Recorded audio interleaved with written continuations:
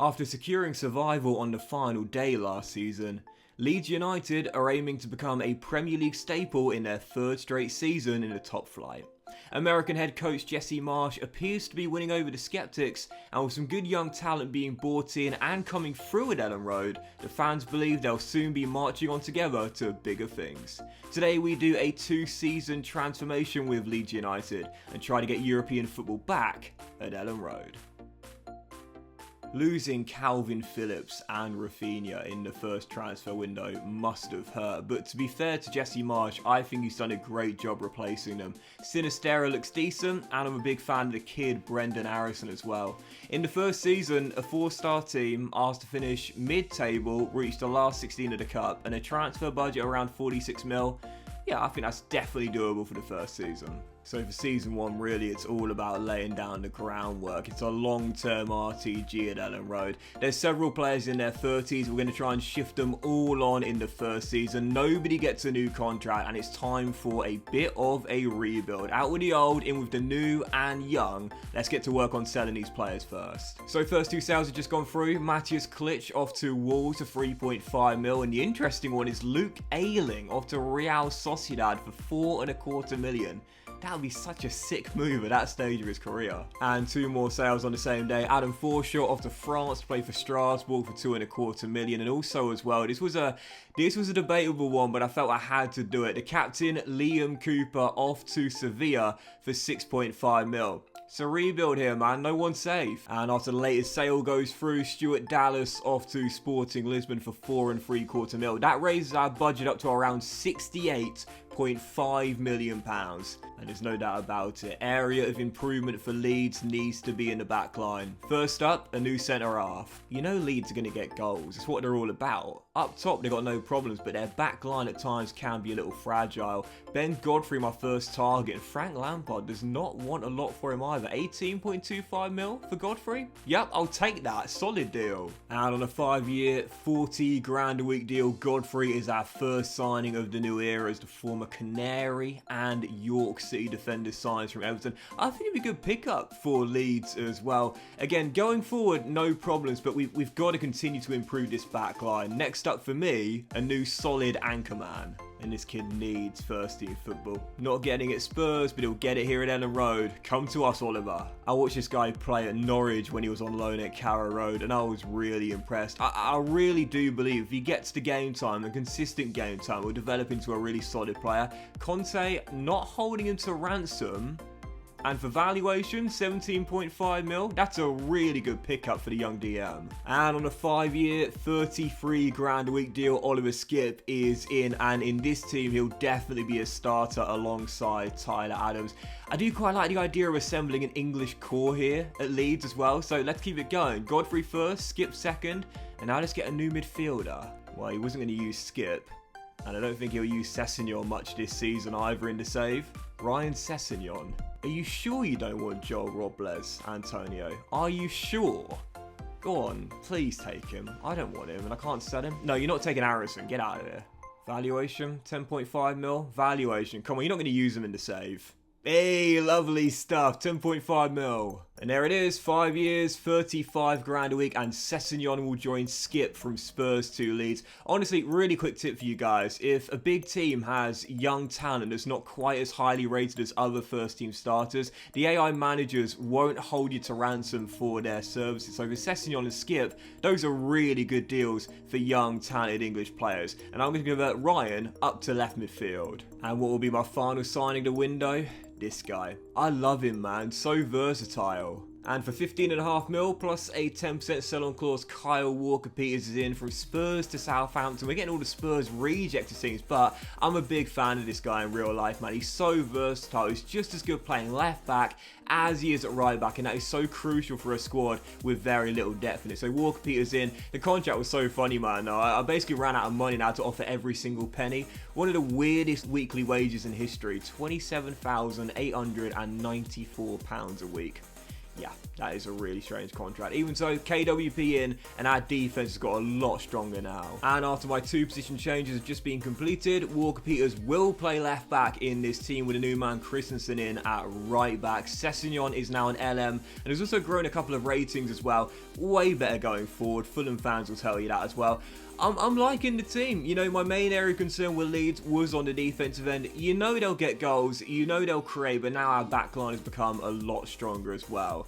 So, first season, we've been asked to finish mid-table, reach the last 16 in the FA Cup, and I think we failed to do that. We have failed catastrophically. Let's simulate the end of season 1 and see how we've done. Come on, Leeds, marching on together. Yeah, I think we'll be alright. I'm 100% certain we're safe. I'm not even worried. And the FA Cup was fantastic. I'll show you that in just a moment's time. We stop the simulation here. Where did we finish? 13th place. Yep, 13th place. Solid, mid-table, and 11 clear of the bottom 3 as well. We did lose a lot, but for the most part, we were fine. No surprise we had one of the worst defensive records in the division, but I was never really worried in season 1. Mid-table is the bare minimum for Leeds. Early knockout in the Carabao Cup away at St James's Park, of course, doesn't count towards our objectives. Manchester City won that bit. In the FA Cup, what a brilliant run. We won a 9-goal thriller at the Riverside in the 5th round, overcome Leicester in the quarters, but were knocked out on penalties, the eventual winners Man City. But a Wembley appearance, that's really solid. And some decent growth from our 4 new signings. KWP up 2, same with Ben Godfrey as well. Skip grew 3 ratings, and Sessegnon, to be fair, grew 5 ratings alone in season 1, primarily due to the position change, of course. So that'll do it for season 1, gotta say, about exactly what I was expecting. Nice run in the FA Cup, Wembley appearance in the semi-final, and a solid mid-table finish. Hit the league objective, exceeded the cup objective, brought in some decent players, cleared out some old players. Yeah, pretty much as good as we could have had, but for season 2, I got a sneaky suspicion the board are going to ask us to get into Europe, so we'll need some big investment in the summer. Season 1 in the books, bring on the 2nd season at Elland Road. Yep, just as I thought. Objectives for season 2, reach the semi-final of the FA Cup again and finish in a Europa League spot, which in the game is only 5th. And with a budget of 50 mil, that's not a lot to work with. The team's getting younger, it's developing nicely, don't get me wrong, but is it good enough to break up the top 6?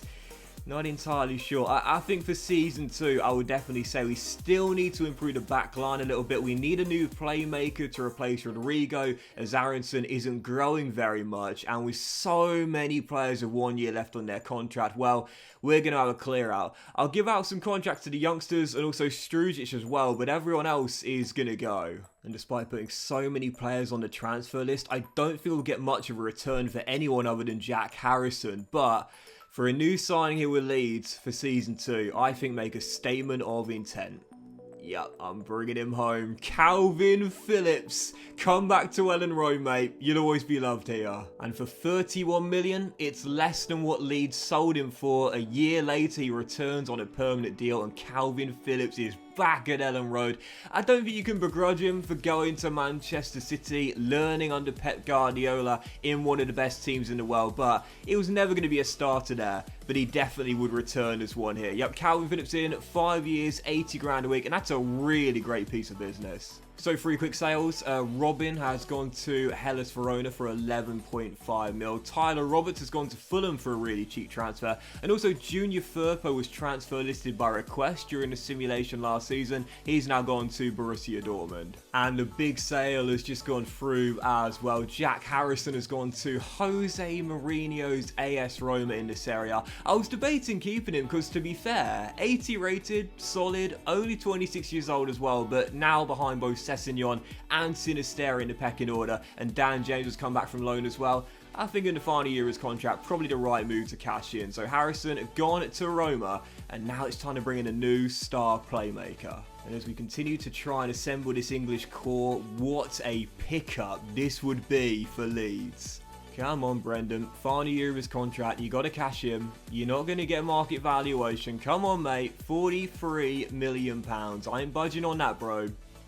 Yup, Glad you've seen some sense. Maddison coming in. What a bargain that will be. And on a 5-year, 90 grand a week deal, James Maddison is in. I think he and Harvey Barnes at Leicester are criminally underrated. Perhaps this is a controversial opinion, but I genuinely believe that those two players would get a lot more recognition if they were playing for one of what you call the traditional Big Six teams. But Maddison is coming here, and whilst he is listed as a right midfielder, he won't start on the flank in this team with Sinisterra on the right and also Sessegnon on the left. I'm converting him to CAM. Maddison to me would be absolutely superb in this 4-2-3-1. So a couple more quick sales. Diego Llorente off to Amsterdam to play for Ajax for 4.1 mil. And also as well, another one of our English players going to Strasbourg. Yep, Jamie Shackleton off to France alongside Adam Forshaw last season. That's so interesting.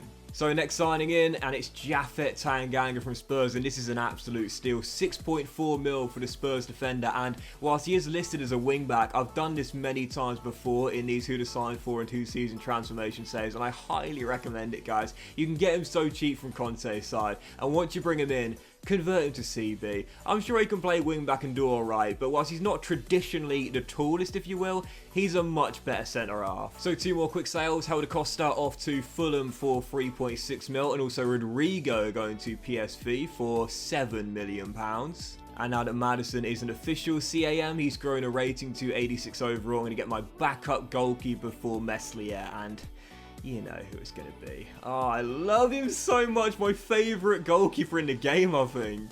Sorry, let me clarify. My favourite backup goalkeeper in the game. Yep, if you're doing an English career mode and you want an English goalkeeper to be a backup for all the years you're in the Premier League, is there anyone better than this guy? Relegated with St Etienne last season. You could pick him up on a cheap fee. 6.5 mil is what we paid, and Etienne Green is in. He's got some okay potential, but really he'll just be here for backup. But again, there's no one better in my opinion for a Premier League team. He's solid, he does the job, and he's English. And I've just made my final signing, a new backup left back to replace Junior Firpo. We don't need a first team starter. KWP's fine on the left hand side, and Sam McCallum of Norwich for 4 mil is a pretty decent deal. From Coventry to Carrow Road and now here at Leeds United. So that'll be my final signing. McCallum in as a new squad player. So we needed to really improve the first 11 to hit those tough objectives, and I would say mission successful. Kalvin Phillips in, James Maddison in, Tanganga's going to grow really nicely once that position change completed, and also a couple of decent squad players as well. So the question is, can we hit that tough objective? Reach the semi of the FA Cup, did that last year, so no reason we can't do it again, but finish in 5th place as well. That is going to be tough. Let's see if we can do it. Come on, Leeds United. Not sure. Well, I know we've failed one objective, but as for the Premier League, have we done it? 50-50, I'd say. Yes, get in! 5th place, 3 points behind 4th, and we do get a Europa League spot. I would have been fine with 6th or 7th, even though it would have failed the objective, but 5th place and the objective here. 50-50 that. I thought the draws were going to cost us, but thankfully not. As for the Carabao Cup, we were knocked out early by Wolves on penalties. Manchester United won that in Season 2. And as for the FA Cup, Arsenal reached the semi-final like last season. Well, knocked out early this time, but no real shame. Last 16 knockout to Manchester City at Elland Road. That's nothing shameful. So whilst technically the FA Cup was a failure, I call that a really good season too. Breaking up the top 6, finishing in 5th, clearing out some deadwood, bringing in some good young English talent for the squad, and also improving the first 11 as well. Tanganga, by the way, grew to 83 after the position change. Guys, you got to pick him up, man. He's a bargain. Phillips also came back and grew really nicely, up 3 ratings to 86 overall. What a smart signing that was there. And also Maddison did stay on 86 after position change. He got 17 goals this season. And I think the Leeds fans will be pretty pleased with these 2 seasons here. We've got them to Wembley with an FA Cup semi-final appearance. We've broken up the top 6, and European football is coming back to Elland Road with the Europa League next season. Well, you look at the team as well. Nice English core being assembled, good young talent coming in, out with the deadwood and the senior players, and improving it to a 4.5-star team. I was really happy with this 2-season transformation. I thought we did a fantastic job in 2 years, growing a 4.5 star and bringing European football back to Elland Road. And I definitely recommend Leeds United for a career mode, guys. Got some great local rivalries in North, of course. Definitely a fun team with rich history that do need a rebuild to get back to the glory days. I highly recommend them with the atmospheric Elland Road and a great passionate fan base as well. Thanks for watching today's episode of 2-season transformation, guys. I hope you have enjoyed it. If you have, then please do drop a like. Much love to you all. Have a fantastic day, and I'll see you for the next episode of 2-season transformations very soon.